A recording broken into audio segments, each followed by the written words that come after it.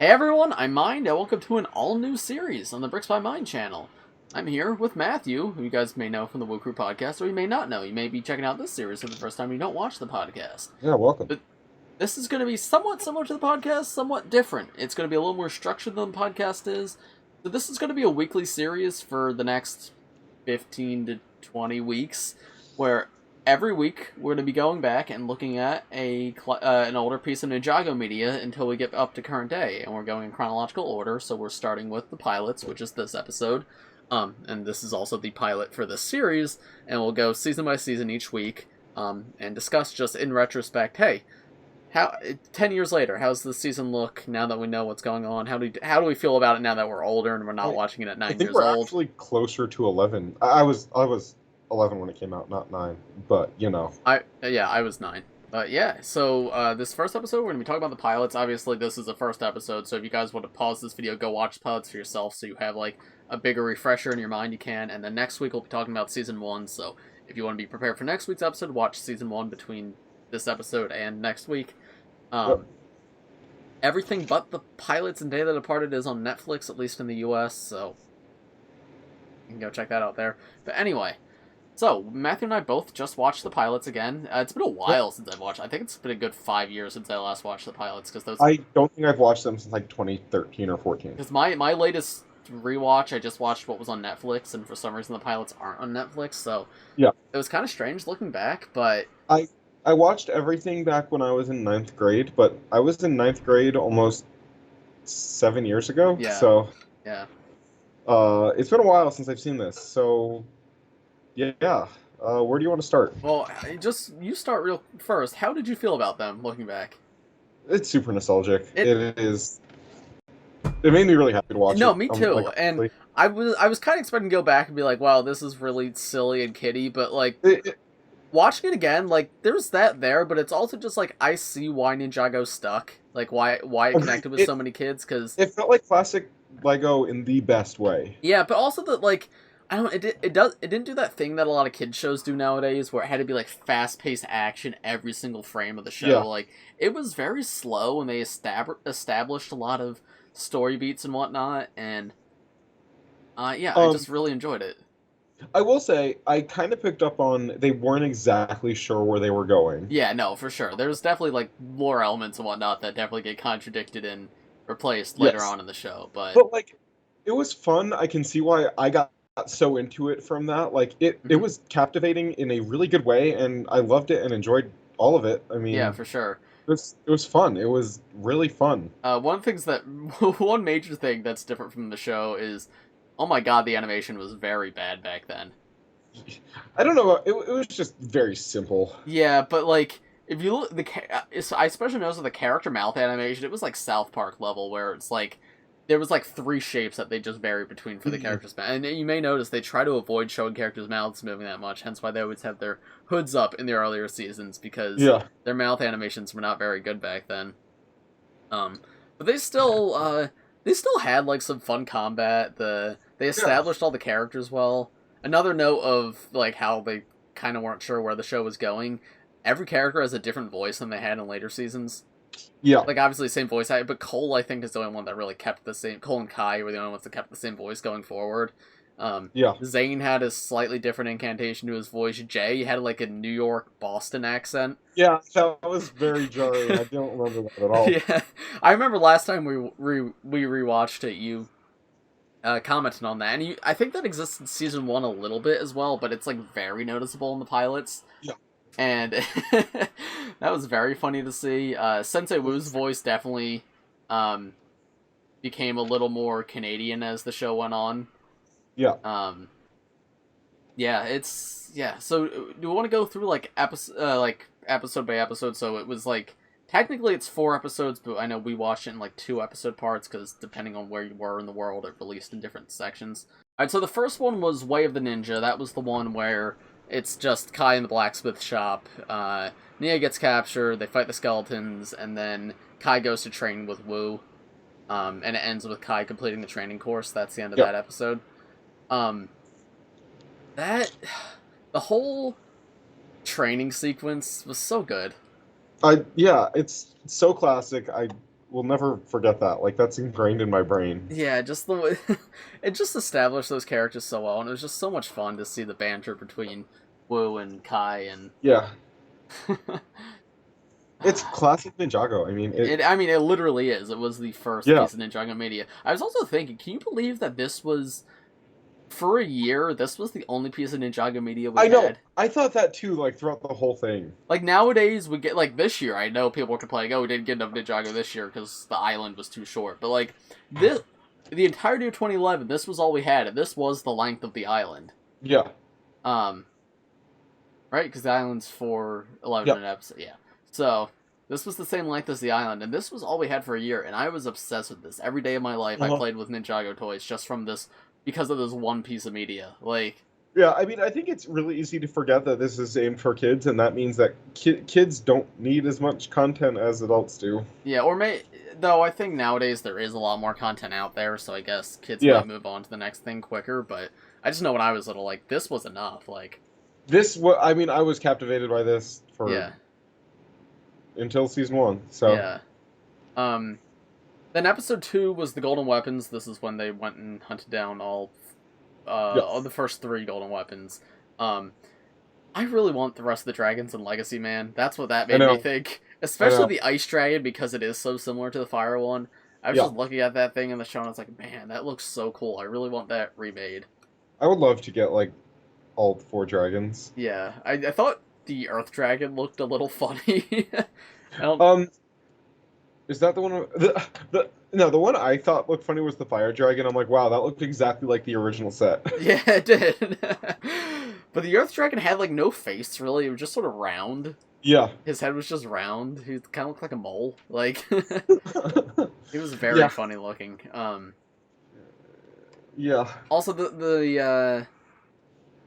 I kind of miss those comic relief villains like Crunch and Knuckle, because God, those guys are so charming, and I know. I know for a few seasons after that they tried to replace them with like other similar villains, but we haven't really gotten that recent seasons. But like that back and forth banter between them was just so much fun. It's not a thing much anymore, and I miss it. Yeah, I do. I miss those two specifically because they still appeared in later seasons for a little bit, and then no, you're right, they did. Then they got cut out of the show entirely. So I loved the Chen season 1s. Yeah, they were goofy, but I still think Crunch and Knuckle are probably the best ones. I mean, because they're the classic ones. I mean, yeah. I also think Samukai is kind of funny. Yeah, agreed. I like how he's the king of the underworld. Yeah, well, he was until he got overthrown by Garmadon, which I think they cover. If this series does well, we're gonna expand into like offshoots of Ninjago media. So one of the things is the mini movies, and so there was mini movies this year as well, and they cover the whole underworld thing there. Okay. Like how Garmadon overthrowing. So that could be potentially something cool to tackle at some point. What do you mean? Mini movies this year? In 2011 there was mini movies. Oh, okay. Yeah. I've never seen that, so. Oh, okay. Well, that would be interesting to take a look at. Something I was thinking also, I'd really like to cover, when we get there, what's it called? The book stuff. I really want to, look at some of the stuff that isn't really looked at that often, because I'm sure most of our audience hasn't read that. Yeah, no, I agree. I think that would be cool. Oh, also, another thing I want to mention, I really want a Kai's Blacksmith Shop set. Like, that was so cool. Agreed. Because we got the one in, 2012, but that wasn't very good. No, and it wasn't very accurate. Like, could you imagine they just did, a $60 set that just was, pretty detailed and whatnot? Genuinely incredible. Yeah. Next week, King of Shadows, which that episode was when they go to get the Sword of Fire, and Kai goes in to save, the Nia, illusion. The Nia Ghost. The Nia Ghost. I was thinking, I think if we ever got a Ninjago CMF, I would really love to get, Shadow Garmadon or Shadow Kai. Yeah, I agree. I literally had that thought as well. That would just be a really cool figure. I thought that multiple times while seeing them on screen. I'm like, wow, that would be cool to have. And I keep getting these flashbacks to when I was watching this as a kid, and the scene where Sensei Wu comes in, he starts fighting the shadow with his shadow. That was the coolest thing, man. Yeah. It's so classic. It is, and Yeah, and then Sensei Wu goes down into the hole to the underworld. Yeah. I feel like I don't. It's only 44 minutes worth of content, so I don't have a ton to say. But it's just Yeah. I love it so much, and it was such a strong start. It's like I'm it's surprised goofy how and much, clearly like, made for kids, but it's like done so well. I'm surprised how much I still like it. I know, yeah, because I was fully expected to go like, okay, it's goofy, but I Yeah. like it. But yes, it is goofy, but I see the appeal, like, Yeah. and I get where like Chima and Nexo Knights failed because I've watched the first 2 episodes of those two. And they don't they go for like that quick action stuff, but this took a slow approach to establish all the characters. There was little jokes and stuff, but it wasn't every 2 seconds. And the jokes are so nostalgic to me. Yeah. Like, what does Jay say? Like, let's chop something this lemonade stand? I don't know. I think he says, like, let's chop Saki this lemonade stand or something. Yeah. My favorite J line is just, we're saving a girl here? Is she hot? Yeah. I think that's his first, like, actual line in the entire show. Yeah, I think so. And another thing I found really funny watching this is, like, all of the stills from this episode are in, like, every single bad Ninjago meme on Instagram are just stills from the pilot, so I love just seeing those frames and be like, hey, that's the meme. It's also kind of crazy to think, like, this is where it all began. I know, like, yeah. Just thing I want to mention in this episode, like, this is where, I mean, we probably would never have met if this wasn't a thing. No. Yeah, and, like, yeah, the fact that this is still a thing 10 years later, like, it's crazy. I mean, I have, like, the new suits right here. Like, yeah. That's why, and any scene with Nia, I just kept thinking about Seabound, and just, like, that's where that character ends up. Yeah. 10 years later. It's wacky. Yeah, it's good. Also, I love I feel like they had so many ideas for this, and they really just suffered from lack of budget when it comes like to the animation. Because like, if you look at the areas where all the different golden weapons were, specifically the ice and lightning areas, because those were touched on the least, those were like elaborate set pieces that I bet they had a lot of concept art drawn for that we only saw for a few moments. But like, that was so cool looking. Like, the lightning one, there was just, like, floating objects all over the place. Like, it looked awesome. I really would love to get sets from that stuff at some point in Legacy, yeah. Also, something I noticed, which I've never noticed before, when they're heading to the ice area to get the shurikens of ice, the boat they're in is the Destiny's Bounty. Is it really? It isn't, but, like... I thought that when I was, like, watching it. It's not the bounty exactly, but the actual bounty is clearly a modification of that ship model, because it has the red dragon head at the front, and it's the exact dragon head on the Destiny's Bounty. Yeah. Because like, I picked up on that when I was watching. I'm like, that looks really similar. Yeah, so I think that was adapted into the bounty, which is just a fascinating piece of trivia I've never noticed before. Well, it was the same animation studio, right? Yeah. Yeah. But, I mean, like, the bounty was a set, so I guess... Yeah. I guess those sort of they were like, hey, we got this ship model. And they're like, okay, let's turn that into a toy. Okay, let's modify our ship model to match the toy. Yeah. But, yeah. And then we had the finale where Wu fights Samukai, which, again, I thought that was the coolest scene as a kid when they were just shooting the elemental powers back and forth, even though it's literally just one blast from each. I want to also mention this episode has my favorite line in all of Ninjago. I think I know what it is. Father would not want you to do this, brother. Father would not want you to do this, brother. 2 lines after that with that accent, and then it just goes back to normal Wu dialogue. Right. So it's very obvious they like edited that scene in. Right, which if you guys don't know what we're referring to, there's one line in the Weapons of Destiny, the final episode of the pilots, right after like Garmadon's walking through the portal, where Sensei Wu turns to him and goes, "Father would not want you to do this, brother," and it's in a different accent than Wu has in the rest of it, and I believe what that is the original Sensei Wu accent, because Paul Dobson, I believe, is the actor that plays Sensei Wu, and he did an interview with Brett Miller once, and he talked about how Wu's accent changed after the initial interview because LEGO thought it was not appropriate for a Canadian man to be doing an Asian accent. Yeah. Which, fair, I agree. Yeah. But I guess 1 or 2 lines from the original audition got in because there's 2 lines in there that are clearly not in the same accent. But Um, it's just a little funny looking back, yeah. because it's just... So, I never noticed it as a kid, but watching back, it's blatantly obvious that... No, I definitely didn't notice it as a kid because me and my brother would always say that. Yeah. Very funny though. Yeah. And Garmadon was like nothing in the pilots. Like, all he did was sit in a chair and then walk off. Like, I know. it was like such a But huge...